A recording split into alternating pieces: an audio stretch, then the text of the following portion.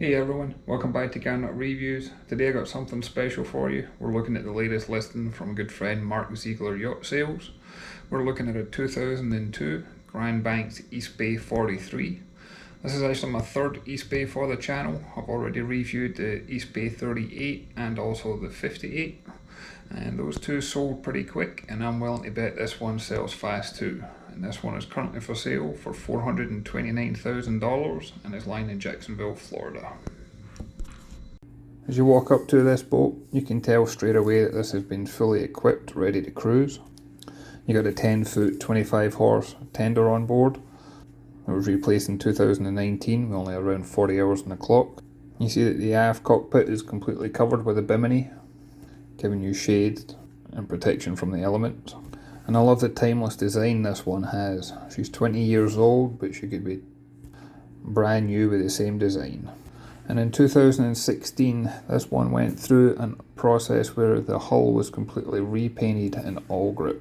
And I love that dark hull and the way that the water and the light reflects off of it. And if we jump on board and walk around this one, note how clear the deck is for walking. And you've got the handhold on both sides, because you've got one overhead as well. Note the little button studs around the windows. That's because this does come with canopy covers for all the windows to protect the woodwork in the inside. And all the woodwork on the deck, from the tow rail right around the boat to the air vents here, they all have covers again to protect them from the elements. And on the bow here, we've got the windlass, and this can be controlled from both the lower helm and the flybridge. You've also got access to the two anchor wells. And this also doubles up as a rope locker, and there's also a deck wash system in place here too. And then as we pan round, I love that classic design that she has. This also has a great way of showing how much deck space you have. You can also lay out on here.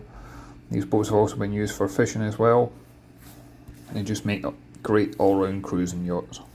And as we make our way aft again, I just want to point out how substantial all the deck fittings are. Even things like the fair leads leading to the cleat, and that way that protects the woodwork and keeps the boat secure. I also like the fact that there is the door to the lower helm, especially if you're operating this one single-handed, but we'll check that out from the inside. And I love how spacious the aft cockpit is. It opens it up to a number of opportunities for you. You can bring chairs out here to relax. You've got plenty of room for gathering friends. You can use this for fishing. Options are endless with this one. It does have the bimini cover over the top. This is easily removable or retracted, but when in use it does give you great protection. And here you get a close-up view of the AB 10-foot tender we've got. And this is sitting on the Freedom lift, and both the lift and the tender were installed in 2019. And you can also see we've got the bathing platform here as well, including the boarding ladders. And then we've also got a door on the transom here that leads out to the bathing platform. It just makes boarding far much easier for your friends and family. On the port quarter, you see we've got the grill here mounted up, and underneath that we also have an outdoor shower. And as we pan round, on the port side, on behind the wheelhouse, is the gas locker. And on the starboard side we've also got a storage locker as well, and I like how they've got the cushions in here to turn it into seats. As this was designed for long distance cruising, underneath the aft cockpit is a huge lazarette.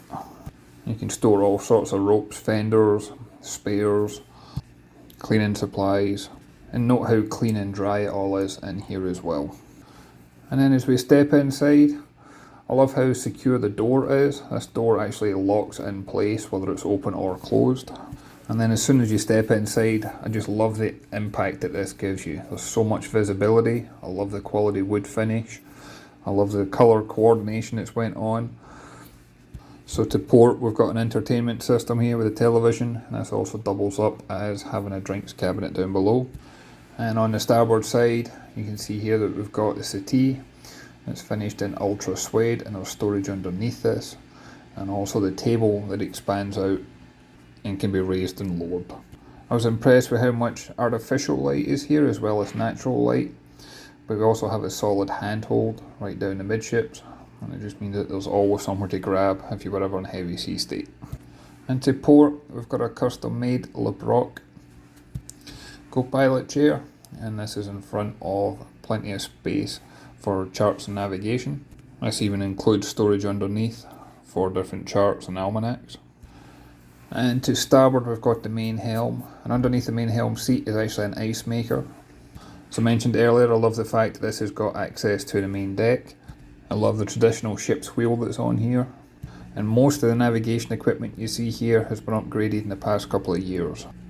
So we've got the Garmin VHF, we also have the Garmin Autopilot, we've got the Garmin multifunction display, and this actually includes camera footage of the engine room, as well as having the plotter, radar, depth, sonar and AIS. You've got your main toggle switches including control for the windlass, full engine instrumentation including the rudder indicator, and this is actually both bow and stern thrusters, so even somebody like me could berth this one with ease. I love the fit and finish of all the electronics, everything feels very snug, safe and secure.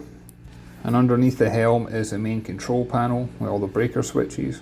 I loved how clearly labelled everything was. I was literally only on there minutes before this video and you could see easily what to turn on and turn off without having to worry about it. And to port we also have the water maker controls. And the water maker was also installed in 2019. Moving forward we've got the Galley down below to port. I honestly feel like this could be used as a liveaboard boat, certainly for long distance cruising and extended time periods on board. And the Galley's got plenty of storage, but it's also got a large fridge. It's got the Kenmore Elite microwave. It's got the Princess 3-burner propane stovetop here.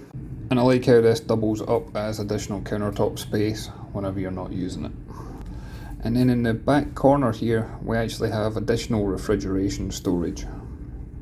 And in the starboard corner, we've got more storage space that's got different compartments so that everything stays safe and secure while the boat's underway.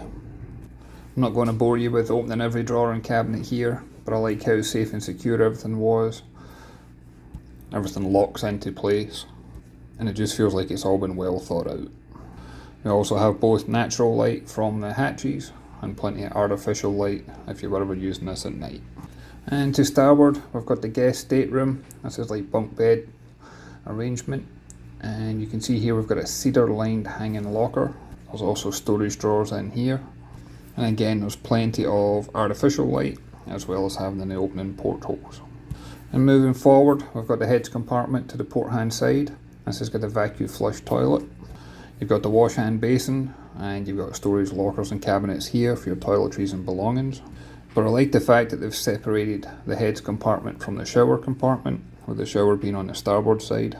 It just gives you far more room, either for using the toilet or using the shower. And also I was impressed with the headroom. I'm 6'2" and I could easily use this shower without any concerns.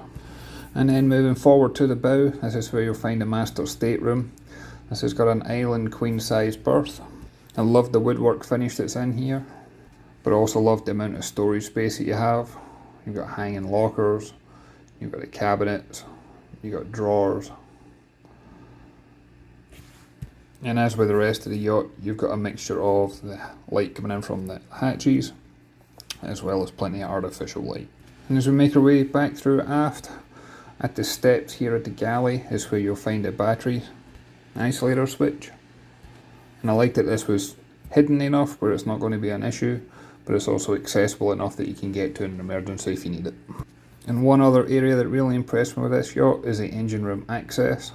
The engines are under the main saloon and helm. And what you're looking at here is twin Caterpillar. They're 3208TA. They're roughly 435 horsepower each. And between the engines, you notice we've got the Onan 9 kilowatt generator with the sound shield. But notice how accessible your fuel filters and oil filters and air filters are. These engines have got approximately 2800 hours on the clock. They've been serviced and maintained on a regular basis. And you should be good for a cruising speed in the low to mid 20s, and you're probably going to get a maximum speed close on 30 knots. And as with other areas of this boat, everything has been well documented, it's clearly labelled, it's clearly accessible. Everything seems to have a fit and purpose to it. And you can see how clean the engine room is and how clean the bilges are. There's no signs of any leaks down here at all.